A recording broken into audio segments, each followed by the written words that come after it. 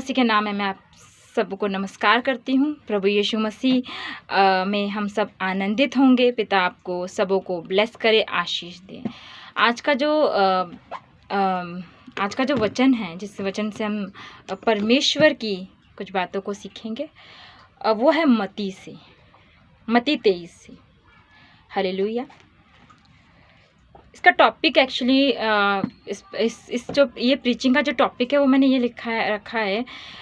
हम बहुत समय से ना हम देख रहे हैं कि हम एक्चुअली में मेरे घर में भी कुछ समय से अभी चल रहा है और मैं बहुत जगह इस चीज़ों को देख रही हूँ। तो मुझे लगा क्यों ना हम इस चीज़ को वचन से सीखें कि हमारा खुदा का कलाम जो पर यीशु मसीह हमें अपनी क्योंकि आपको पता है ना, ये सब बातें आपको ये पता ही होगी कि जब हम प्रभु यीशु मसीह में आते हैं तो हम यीशु को ग्रहण करते हैं। पहले परमेश्वर का ये वचन हमारे पास था कि प्रभु यीशु मसीह ने खुद कहा कि प्रभु यीशु मसीह के लिए प्रभु यीशु मसीह खुद कहते हैं कि परमेश्वर के पुत्र को सर रखने की भी जगह नहीं है। देखिए, परमेश्वर ने ये वचन इसलिए कहा क्योंकि उस समय कलीसिया का निर्माण नहीं हुआ था। और हम आगे पढ़ते हैं, हम देखते हैं कि प्रभु यीशु मसीह के जाने के बाद परमेश्वर ने पतरस के विषय में कहा कि तेरे द्वारा मतलब परमेश्वर कलीसिया का निर्माण कराएगा।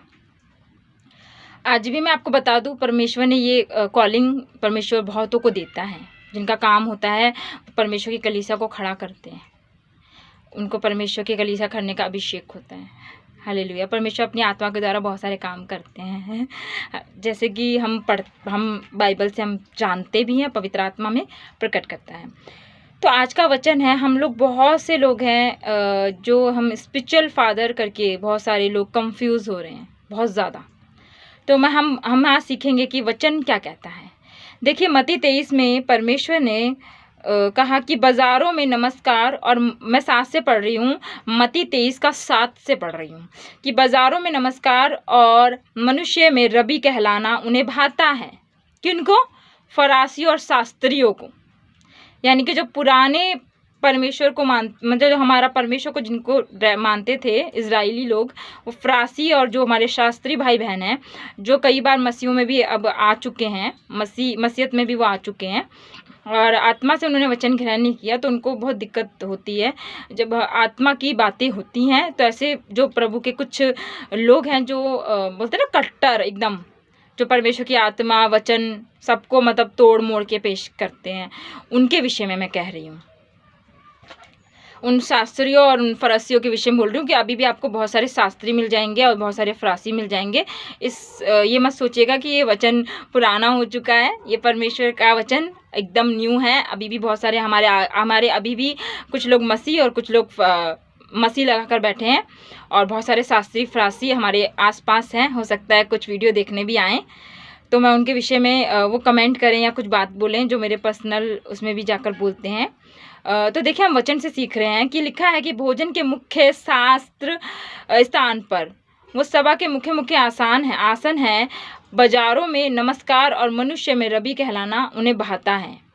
7वां वचन कि बाजारों में नमस्कार मतलब बाहर उनको नमस्कार करें, और मनुष्य को रबी कहलाना मतलब अर्थात गुरु कहलाना उन्हें भाता है, मतलब उनको अच्छा लगता है। 8वां वचन कहता है परंतु तुम रबी ना कहलाना, मतलब हम लोग अपने आप को किसी को रबी ना बुलाएं। रबी ना कहलाना अर्थात गुरु, क्योंकि गुरु हमारा सिर्फ प्रभु यीशु मसीह है। क्योंकि तुम्हारा एक ही गुरु है और तुम सब भाई हो, यानी कि हम सब क्या हैं? हम लोग भाई हैं। पृथ्वी पर किसी को अपना पिता ना कहना। बहुत सारे पिता खड़े हो रहे हैं और वचन कहता है पृथ्वी पर किसी को पिता ना कहना। बस थोड़ा डिफरेंट चीज़ शेयर की इन लोगों ने। इन्होंने ये कहा है कि आत्मिक पिता। आपको मालूम है आत्मिक पिता मतलब क्या? आत्मा का पिता। आपको नहीं लगता कि आत्मिक पिता यीशु मसीह है? हमारी आत्मा जब हम नष्ट हो जाएंगे तो हमारी आत्मा किसके पास जाएगी? प्रभु यीशु मसीह के पास, या जो आत्मिक पिता बने बैठे हैं उनके पास? क्या उनके अंदर है कि वो आपका उद्धार करा सकते हैं? नहीं ना। तो वो हमारे आत्मिक पिता करके जो आपको गिरा रहे हैं, वो वचन पढ़ें पहले कि परमेश्वर का वचन ये कह रहा है कि किसी को पिता ना कहना, क्योंकि तुम्हारा एक ही पिता है। कौन है वो? परमेश्वर। कौन है वो? प्रभु यीशु मसीह।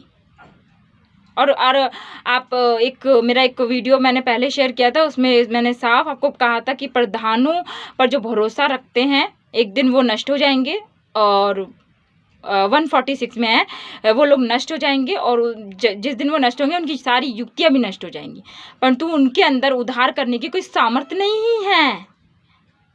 वो आपको रास्ता, एक अगुआ आपको सिर्फ रास्ता दिखाने के लिए मिला गया है, ना कि आपका पिता बनने के लिए। पिता का अधिकार पिता के पास है, पिता हमारा एक है, हम सिर्फ परमेश्वर के हैं। इसलिए मेरा आज ये वचन आज के द्वारा हम इसको सीख रहे हैं कि और ना स्वामी ना कहना, क्योंकि तुम्हारा एक ही स्वामी है, यानी कि स्वामी भी हमारा परमेश्वर ही है, एक ही स्वामी है, अर्थात मसीह। कौन? हमारा स्वामी कौन है? मसीह। जो तुमसे बड़ा हो वह तुम्हारा सेवक बने, यानी कि जितने भी अपने आप को बहुत बड़ा समझ रहे हैं वो क्या बने? सेवक, जिसे परमेश्वर ने हमारे लिए बुलाया गया है। हम वो सेवकाई कर भी रहे हैं बहुत से। हालेलुया। और जो कोई अपने आप को बड़ा बनाए वह छोटा किया जाएगा, और जो कोई अपने आप को छोटा बनाए वो बड़ा किया जाएगा। परमेश्वर बता रहा है, यहाँ पर किसी को छोटा बड़ा नहीं किया जा रहा। यहाँ पर परमेश्वर आपको बता रहा है कि अगर आप परमेश्वर की आत्मा में आप भर रहे हैं, आप आत्मा में बहुत सारा ज्ञान प्राप्त कर रहे हैं, अपने आप को आपको फूलने की या आपको अपने आप को बड़ा दिखाने की ज़रूरत नहीं है। आप उतना ही अपने को डिम करें, क्योंकि खुदा के पास हम जितना जाते हैं उतनी हमें अपनी कमियां पता चलती है, और उतना हम घटते चले जाते हैं।